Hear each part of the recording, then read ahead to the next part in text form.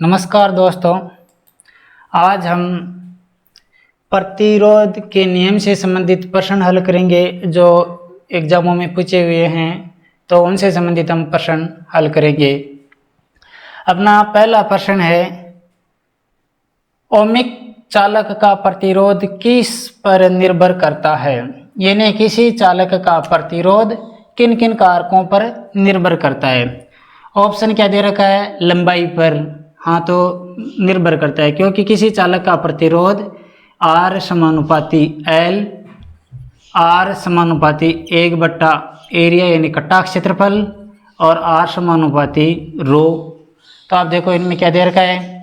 लंबाई पर, तो लंबाई पर निर्भर करता है। अनुप्रस्थ काट के क्षेत्रफल पर, इस पर भी निर्भर करता है। पदार्थ पर, यानी पदार्थ की प्रकृति, जिसे हम विशिष्ट प्रतिरोध भी कह सकते हैं, तो इस पर भी निर्भर करता है। और तापमान पर भी निर्भर करता है। ओम के नियम के अनुसार तापमान पर भी निर्भर करता है। तो इन सभी पर निर्भर करता है। तो राइट आंसर क्या हो गया? ए, यानी ये सभी। अगला क्वेश्चन है, किसी धातु के एक समान चालक का प्रतिरोध के अनुक्रमानुपाती होता है, या दूसरा क्वेश्चन इस प्रकार से भी बनता है कि धातु की गोल तार का रेजिस्टेंस सीधे के अनुपात में होता है। यानी किसके समानुपाती होता है चालक का प्रतिरोध? तो आप ऑप्शन देखो, द्रव्यमान, लंबाई, चौड़ाई, ऊंचाई। तो इसमें किसके समानुपाती हो गया? लंबाई के। तो राइट आंसर क्या हो गया? बी, लंबाई। अगला क्वेश्चन है, किसी चालक की तार का प्रतिरोध होता है। अब देखो, किसी चालक तार का प्रतिरोध होता है। ऑप्शन देखना है अपन को, कौन सा राइट है इनमें? लंबाई के समानुपाती, सही है, ये लंबाई के समानुपाती होता है। लंबाई के व्युत्क्रमानुपाती यानी विलोमानुपाती दे नहीं होता है, ये गलत है। अनुप्रस्थ काट क्षेत्रफल के बराबर, यानी अनुप्रस्थ काट क्षेत्रफल के बराबर कोई आवश्यक नहीं है कि विलोमानुपाती होता, तो ये भी सही होता। अनुप्रस्थ काट क्षेत्रफल के समानुपाती, ये भी गलत है क्योंकि अनुप्रस्थ काट क्षेत्रफल के विलोमानुपाती होता है। तो राइट आंसर क्या हो गया? ए, लंबाई के समानुपाती। नेक्स्ट क्वेश्चन है, एक सीधे चालक का प्रतिरोध किस पर निर्भर नहीं करता है? बहुत बढ़िया सवाल है, किस पर निर्भर नहीं करता है? ऑप्शन देखो, अनुप्रस्थ काट के आकार। अब देखो यहाँ आकार दे रखा है, यदि अनुप्रस्थ काट का क्षेत्रफल देता तो ये सही होता, जबकि आकार पर निर्भर नहीं करता है, यानी अनुप्रस्थ काट के क्षेत्रफल पर निर्भर करता है। तापमान पर निर्भर करता है, पदार्थ पर निर्भर करता है, यानी पदार्थ की प्रकृति हो गई। लंबाई पर भी निर्भर करता है। तो इसमें राइट आंसर क्या हो गया? यानी अनुप्रस्थ काट के आकार पर, यानी इस पर निर्भर नहीं करता है। यदि यह क्षेत्रफल दिया होता अनुप्रस्थ काट का क्षेत्रफल, तो ये भी सही होता। तो इसका आंसर हो गया ए। अगला क्वेश्चन है, निम्न में से कौन सा कारक सुचालक के प्रतिरोध को प्रभावित नहीं करता है? यानी चालक के प्रतिरोध को प्रभावित नहीं करता है, कौन सा कारक है? देखो ऑप्शन क्या है? सामग्री की प्रतिरोधकता, जिससे सुचालक का निर्माण होता है, तो इससे प्रभावित होता है। यानी चालक की किस्म हो गई है, विशिष्ट प्रतिरोध हो गया ये। तो सुचालक की लंबाई, इससे भी प्रभावित होता है। सुचालक का क्रॉस सेक्शनल एरिया यानी क्षेत्रफल, इससे भी प्रभावित होता है। सुचालक का तापमान, इससे भी प्रभावित होता है। और सुचालक का वजन, इससे अप्रभावित रहता है। तो इसका राइट आंसर क्या हो गया? सुचालक का वजन। अगला क्वेश्चन है, यदि किसी धातु के तार के क्षेत्र 2 गुनी हो जाती है तो इसका प्रतिरोध कितना हो जाएगा? यानी क्षेत्र का, यहाँ से क्षेत्रफल, तो किसी चालक का क्षेत्रफल 2 गुना कर दिया जाए तो इसका प्रतिरोध विलोमानुपाती, यानी 2 गुना कर दिया जाए तो आधा हो जाएगा। तो इसका राइट आंसर क्या हो गया? आधा, यानी बी। अगला क्वेश्चन है, यदि R प्रतिरोध के तार को खींचकर उसकी लंबाई 2 गुनी की जाए तो इसका प्रतिरोध क्या होगा? किस प्रकार से निकालेंगे? एक चालक है जिसको खींचकर 2 गुना कर रहे हैं, तो देखो चालक का प्रतिरोध लंबाई के समानुपाती होता है। चालक का प्रतिरोध कटाक्ष क्षेत्रफल के विलोमानुपाती होता है। तो पहला तो ये हो गया कि चालक की लंबाई दोगुनी कर रहे हैं तो प्रतिरोध दोगुना हो जाएगा। अब उसी चालक को खींच कर दोगुना कर रहे हैं तो क्या होगा कि यदि खींच कर रहे हैं तो कटाक्ष क्षेत्रफल आधा हो जाएगा, क्योंकि चालक का आयतन नियत है। मान लो जो भी ये चालक है तो इसका आयतन नियत है, मैं आयताकार बना रहा हूँ, या जो भी है, मान लो गोल है तो गोल का बना देते हैं। चलो ये चालक है, अब इसका आयतन का ऐसे क्या हो गया कि कटाक्ष क्षेत्रफल इंटू लंबाई, ये आयतन हो गया। अब इस चालक को खींच कर दोगुना कर रहे हैं तो लंबाई दोगुनी हो जाएगी, कटाक्ष क्षेत्रफल आधा हो जाएगा। तो कटाक्ष क्षेत्रफल आधा हो जाएगा तो प्रतिरोध भी आधा हो जाएगा। तो कटाक्ष क्षेत्रफल आधा हो जाएगा तो प्रतिरोध दुगुना हो जाएगा। तो लंबाई की वजह से दोगुना हो जाएगा और कटाक्ष क्षेत्रफल की वजह से कटाक्ष क्षेत्रफल आधा होने के कारण प्रतिरोध दोगुना हो जाएगा। तो कुल मिलाकर प्रतिरोध कितना हो जाएगा? 4 गुना। तो जो पूर्व प्रतिरोध है उसका 4 गुना हो जाएगा। तो राइट आंसर क्या हो गया? 4R। अगला क्वेश्चन है, निम्न में किस ताम्र संवाहक का विद्युत प्रतिरोध सबसे कम होगा? यानी इन ऑप्शनों में सबसे कम प्रतिरोध किस चालक का होगा?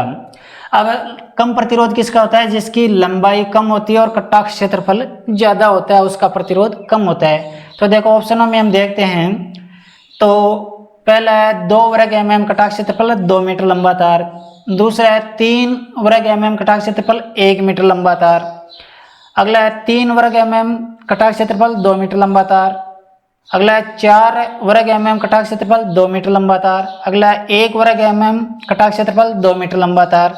तो अब देखो तार की लंबाई बी में 1 मीटर है, बाकी सब में 2 मीटर है। कटाक्ष यानी सबसे कम किसकी हो गई? 1 मीटर वाली।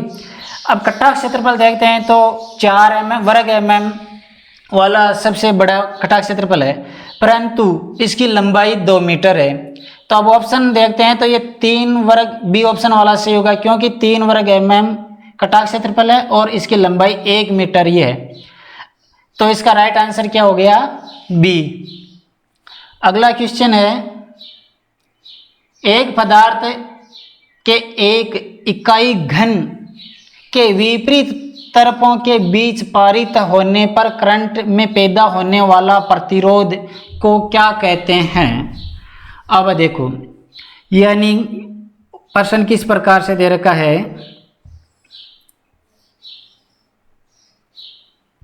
मान लो एक घन, ये कह रहे हैं कि एक विपरीत यानी घन के विपरीत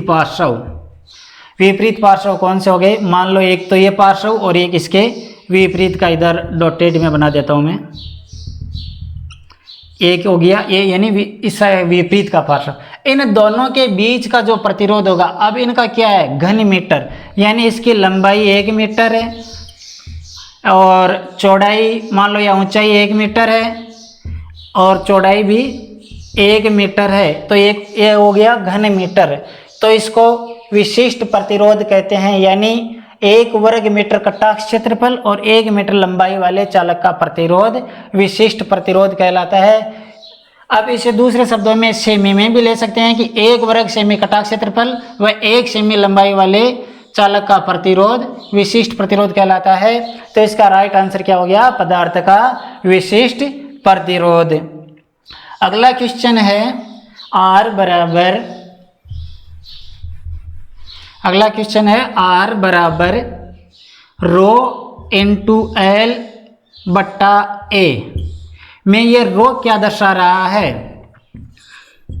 यानी ये रो क्या दर्शा रहा है? रो विशिष्ट प्रतिरोध या प्रतिरोधकता कह सकते हैं, या विशिष्ट प्रतिरोध। यानी जो अभी पिछला प्रश्न था ना, वही है कि विशिष्ट प्रतिरोध, इसका प्रतीक रो और मात्रक होता है ओम मीटर। तो रो क्या दर्शा रहा है? विशिष्ट प्रतिरोध या प्रतिरोधकता भी कह सकते हैं इसे। अगला क्वेश्चन है, एक चालक के विशिष्ट प्रतिरोध का मात्रक होता है, यही आ गया ऊपर वाले का मैंने जो बताया। अब विशिष्ट प्रतिरोध की अंतरराष्ट्रीय मानक इकाई क्या है? यानी अब कैसे निकालेंगे विशिष्ट प्रतिरोध? इस पर सूत्र को पक्षांतरण करके हल करते हैं। रो बराबर क्या हो गया? R इंटू एरिया, छोटे ऐसे भी लिख सकते हैं इसको, बट्टा L। आर किस में है, ओम में, एरिया किस में है, मीटर स्क्वायर में, लंबाई किस में है, मीटर में। तो यहाँ metre into metre, metre square को मीटर इंटू मीटर भी लिख सकते हैं। तो 1 मीटर से यानी अलग यहाँ लिख ही देते हैं, चलो, ओम इंटू मीटर बट्टा मीटर। 1 मीटर से 1 मीटर कट गया तो क्या आ गया, ओम मीटर। तो इसका जो मात्रक होगा वो क्या होगा, ओम मीटर।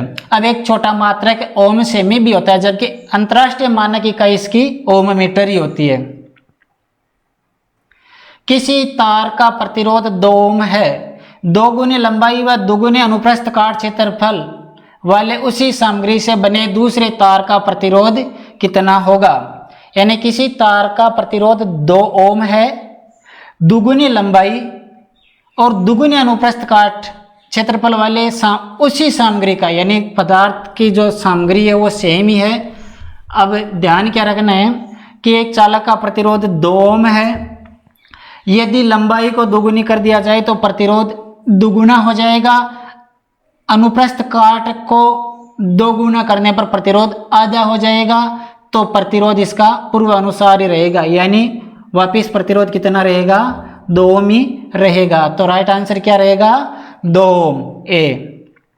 नेक्स्ट क्वेश्चन है, एक 1200 मीटर के तार का प्रतिरोध 60 ओम है, 240 मीटर तार के प्रतिरोध गणना कीजिए, यानी प्रतिरोध ज्ञात करना है। देखो इनके बारे में मैंने एक अलग वीडियो डाल रखा है, किस प्रकार से हल करना होता है। अब देखो ऑप्शन देख लो, इसमें क्या दे रखा है कि एक 1200 मीटर लंबे तार, तो तार की लंबाई L बराबर कितनी है, 1200 मीटर, और इसका प्रतिरोध कितना है, R बराबर हो गया 60 ओम। अब यदि 2 कंडीशन दे रखी हो, यानी एक देकर दूसरी में पूछे, तो हम इसको पहली कंडीशन मान सकते हैं कि L1 1200 मीटर है, R1 है 60 ओम। दूसरा इसमें क्या दे रखा है कि 240 मीटर तार, यानी इसकी लंबाई L2 बराबर कितनी होगी, 240 मीटर, तो इसकी द्वितीयक अवस्था में प्रतिरोध क्या होगा। अब इसका मैंने अलग एक वीडियो में सूत्र बना रखा है, क्या किस प्रकार से बनेगा। अपना सूत्र क्या होता है कि R समानुपाती होता है L, तो इसको R1 समानुपाती L1, यदि R2 है तो समानुपाती रहेगा L2, और इससे एक सूत्र बना सकते हैं हम, ये बन गया अपना सूत्र। अब ज्ञात क्या करना है, R2, तो R2 ज्ञात कर लेते हैं। R2 बराबर, पक्षांतरण करके बना लो इसको, R2 बराबर हो गया R1 इंटू L2 बट्टा L1। अब देखो L1 का मान क्या दे रखा है, L1 ये रहा 1200, L2 का मान क्या दे रखा है, सॉरी R1 का मान क्या दे रखा है 60, L2 का मान क्या दे रखा है 240, L1 का मान क्या दे रखा है 1200। तो क्या होगा, 2 0 से 2 0, 12 2 24, 6 दूनी 12, तो राइट आंसर क्या हो गया, R2 हो जाएगा 12 ओम, यानी राइट आंसर हो गया बी। अगला क्वेश्चन है, अगर 0.2 ओम प्रतिरोध के एक चालक की लंबाई 2 गुनी कर दी जाए तो इसका प्रतिरोध हो जाएगा, यानी R1, इसी सूत्र से देखो हल करते हैं, R1 बराबर है 0.2 ओम और R2 बराबर ज्ञात कीजिए। अब लंबाई दुगुनी कर रहे हैं तो सीधा साफ हो गया कि लंबाई दुगुनी है तो प्रतिरोध भी दुगुना हो जाएगा, तो 0.2 ओम प्रतिरोध है तो कितना हो जाएगा 0.4 ओम, तो राइट आंसर क्या हो गया 0.4 ओम। अगला क्वेश्चन है, संवाहक यानी चालक की लंबाई और अनुप्रस्थ काट का क्षेत्रफल क्रमशः होने पर संवाहक की विद्युत प्रतिरोधकता इनके प्रतिरोध के बराबर होगी, यानी विशिष्ट प्रतिरोध या प्रतिरोधकता कह सकते हैं, उससे संबंधित पूछ लिया ये कि चालक की लंबाई और अनुप्रस्थ काट किसके बराबर होने पर विशिष्ट प्रतिरोधकता और ये जो चालक का प्रतिरोध है वो समान होगा। तो वही हो गया कि 1 वर्ग मीटर कटाक्ष क्षेत्रफल होना चाहिए और 1 मीटर लंबाई होनी चाहिए, तो इस चालक का प्रतिरोध इसके विशिष्ट प्रतिरोध के बराबर होगा। तो इसका राइट आंसर क्या हो गया, 1 मीटर लंबाई और 1 वर्ग मीटर कटाक्ष क्षेत्रफल, यानी बी आंसर, बी ऑप्शन इसका राइट हो गया। यदि समान पदार्थ और लंबाई के दो तारों का प्रतिरोध क्रमशः 5 ओम और 20 ओम है तो इनकी त्रिज्या का अनुपात क्या होगा। बहुत बढ़िया सवाल है। देखो क्या दे रखा है, समान पदार्थ और लंबाई, यानी जो इसकी विशिष्ट प्रतिरोधकता वो तो समान ही है, लंबाई भी इनकी समान ही है। अब प्रतिरोध, तार का प्रतिरोध क्रमशः R1 यानी प्रथम प्रतिरोध है उसका मान लो कि 5 ओम, इसमें दे रखा है 5 ओम। दूसरा प्रतिरोधक है यानी चालक है उसका प्रतिरोध है 20 ओम। दोनों की त्रिज्या का अनुपात क्या होगा। अब त्रिज्या का अनुपात पूछ लिया तो अपना देखो सूत्र क्या था कि R समानुपाती 1/एरिया, यानी चालक का प्रतिरोध कटाक्ष क्षेत्रफल के विलोमानुपाती होता है, जबकि एरिया बराबर क्या होता है, पाई R स्क्वायर। तो हम लिख सकते हैं कि R समानुपाती 1 बटा, अब पाई नियतांक है तो R स्क्वायर, R का यहाँ से है त्रिज्या, तो किसी चालक का प्रतिरोध त्रिज्या के वर्ग के विलोमानुपाती होता है। अब इससे हल कर सकते हैं, इससे नया सूत्र भी बना सकते हैं। देखो ये प्रथम कंडीशन है और ये हो गई द्वितीय कंडीशन R2 का स्क्वायर। इसे सूत्र बनाएंगे तो ये सूत्र बन गया, ये अपना सूत्र, यानी ये R2। अब इसको पक्षांतरण करके यानी सही कर सकते हैं इस सूत्र को, तो ये सूत्र क्या बन गया, R1 बट्टा R2 बराबर, ये बट्टा के बट्टा में तो आ जाएगा R2 का स्क्वायर बट्टा R1 का स्क्वायर। अब देखो मान लो किसी एक चालक की त्रिज्या अपन मान लेते हैं कि 1 है, तो दूसरे की क्या होगी, यानी 1 सेमी मान लो या जो भी है, तो 1 मानते हैं। अब मान लो द्वितीय की 1 मानते हैं, क्योंकि बड़ा प्रतिरोध का मान ज़्यादा किसका है, कम त्रिज्या वाले का रहेगा, तो 1 मान लेते हैं द्वितीय की। तो R1 R2 मान लो, द्वितीय की त्रिज्या मान लो 1 से 1 है, या सेमी मान लो, या 1 अनुपात में मान लेते हैं। अब तो प्रथम की क्या रहेगी, तो इसी सूत्र के द्वारा हल करते हैं। R1 का स्क्वायर बराबर क्या हो गया, R1 पक्षांतरण कर लो तो ये हो जाएगा R2 इंटू R2 का स्क्वायर, यानी त्रिज्या 2 का स्क्वायर बटा R1। R2 का मान क्या है 20 इंटू द्वितीय त्रिज्या का स्क्वायर, यानी 1 है तो 1 का स्क्वायर बटा प्रथम प्रतिरोध 5। तो क्या हो गया, देखो इसका भाग इसमें लगाते हैं तो 4 इंटू 1 का स्क्वायर 1, तो कितना हो गया 4। ये क्या है R1 का स्क्वायर। तो अब R1 का स्क्वायर 4 है, तो R1 बराबर क्या हो जाएगा, √4 बराबर 2। तो R1 यानी त्रिज्या, प्राथमिक त्रिज्या R1 कितनी हो गई 2, और द्वितीय त्रिज्या R2 कितनी होगी 1, तो इनका अनुपात क्या हो गया 2:1। तो राइट आंसर क्या हो गया A, 2:1। अगला क्वेश्चन है, 20 मीटर की लंबी केबल में 1 वर्ग मिलीमीटर का क्रॉस सेक्शनल क्षेत्र और 4 ओम का प्रतिरोध है, तो केबल का चालकत्व कंडक्टिविटी की गणना कीजिए। देखो किस प्रकार से हल करेंगे। 20 मीटर लंबी, L बराबर है 20 मीटर, 1 वर्ग mm क्रॉस सेक्शनल एरिया, कटाक्ष क्षेत्रफल कितना है 1 mm स्क्वायर, 1 वर्ग mm, और इसका प्रतिरोध R बराबर है 4 ओम। तो इसका यानी चालकत्व कंडक्टिविटी ज्ञात करनी है।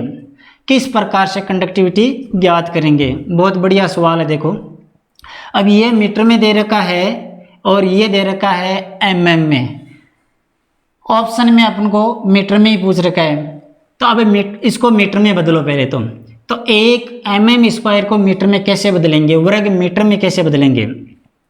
1 वर्ग मीटर बराबर क्या होता है 1 मीटर इंटू 1 मीटर बराबर हो गया 1 वर्ग मीटर। 1 मीटर में कितने mm होते हैं, यानी mm को मीटर में बदलेंगे तो 10 की घात -3 से हो जाएगा। तो इसकी जगह हम लिख सकते हैं 1 × 10 की घात -3 × 1 × 10 की घात -3 बराबर क्या हो गया, 1 mm²। यानी इसको मीटर स्क्वायर मीटर में बदल देते हैं, 1 मीटर स्क्वायर हो जाएगा, क्योंकि एक इसको हल करेंगे मीटर में तो ये होगा। तो क्या हो जाएगा, 1 × 1 1, 10 की घात 3 और 10 की घात 3 क्या हो गया, 1 × 10 की घात -6। तो इस 1 वर्ग mm² को वर्ग मीटर में बदलेंगे तो क्या आएगा, 1 × 10 की घात -6, ये हो गया वर्ग मीटर या मीटर स्क्वायर। अभी हल कर लो, इसकी जगह मैं लिख देता हूँ, यहाँ अलग लिख देता हूँ, a बराबर हो गया 1 × 10 की घात -6 मीटर स्क्वायर। mm को मीटर में बदल लिया, यानी मिलीमीटर था उसको मीटर में बदल लिया। अब ज्ञात क्या करना है, चालकत्व। चालकत्व से पहले देखो अपना विशिष्ट प्रतिरोध ज्ञात कर लो और उसका विलोम कर लो तो चालकत्व हो जाएगा। तो अपना सूत्र क्या है, R बराबर L × रो बट्टा एरिया। रो ज्ञात करना है तो रो बराबर क्या हो जाएगा, रो बराबर हो गया R × A बट्टा L। ये तो हो गया विशिष्ट प्रतिरोध। और विशिष्ट चालकता या कंडक्टिविटी ज्ञात करना है तो इसका पक्षांतरण कर दो, यानी इसको विपरीत कर दो तो हो जाएगा, क्योंकि चालकत्व तो बराबर क्या हो जाता है, 1/रो। तो चालकत्व तो बराबर हो जाएगा 1/रो, या इसको विपरीत कर दो L/R × A। L का मान क्या है 20 बट्टा R का मान क्या है, R का मान है 4 × A का मान क्या है, ये रहा 1 × 10 की घात -6। ये ऊपर आएगी तो हो जाएगा 20 × 10 की घात 6/4। ये हो गया, यहाँ ऊपर कर देता हूँ मैं 5 × 10 की घात 6। अब ये किस में होगा, साइमन प्रति मीटर में, क्योंकि विपरीत हो जाएगा ओम का, यानी जो ओम मीटर होता है उसका विपरीत हो जाएगा, तो 1/ओम मीटर कह दो या साइमन प्रति मीटर हो जाएगा। तो ये हो जाएगा सीमेन या साइमन प्रति मीटर। अब ऑप्शन में ये दे ही नहीं रखा है तो इसका क्या होगा, देखो 10 की घात 6 को मेगा कह सकते हैं, तो 5 मेगा साइमन प्रति मीटर। तो राइट आंसर क्या हो जाएगा, 5 मेगा साइमन प्रति मीटर, यानी किस में है, बी ऑप्शन में। तो इसका राइट आंसर हो गया बी। अगला क्वेश्चन है, एक करंट प्रवाहित करने वाले चालक का क्षेत्रफल 10 वर्ग मीटर और इसकी लंबाई 1 मीटर है। अगर इसका प्रतिरोध 1 ओम है तो प्रतिरोधकता होगी। यही प्रश्न मान लो इसका, इसमें डायरेक्ट रो पूछा है कि एक करंट प्रवाहित करने वाले चालक का क्षेत्रफल एरिया बराबर दे रखा है 10 वर्ग मीटर, 10 मीटर स्क्वायर। इसकी लंबाई L बराबर दे रखी है 1 मीटर। इसका प्रतिरोध R बराबर दे रखा है 1 ओम। तो इसकी प्रतिरोधकता क्या होगी, रो क्या होगी। तो सूत्र क्या है, R बराबर L × रो बट्टा एरिया, और रो बराबर हो जाएगा R × एरिया बट्टा L। R का मान क्या है 1, एरिया का मान क्या है 10 और L का मान कितना है 1, तो कितना हो गया 10 ओम मीटर। तो राइट आंसर क्या हो गया 10 ओम मीटर, यानी किसमें है, सी ऑप्शन राइट होगा। अगला सवाल है, चालकत्व का विलोम होता है या व्युत्क्रम होता है। चालकत्व का व्युत्क्रम क्या होता है, यह पहले भी आ गया कि प्रतिरोधकता होती है चालकत्व का व्युत्क्रम, यानी विशिष्ट प्रतिरोधकता कह सकते हैं, यानी कंडक्टिविटी एक का विपरीत होता है विशिष्ट प्रतिरोध या प्रतिरोधकता। तो ये इससे संबंधित कुछ प्रश्न थे। अब अगला वीडियो अपना रहेगा प्रतिरोध के बारे में। ठीक है दोस्तों, धन्यवाद।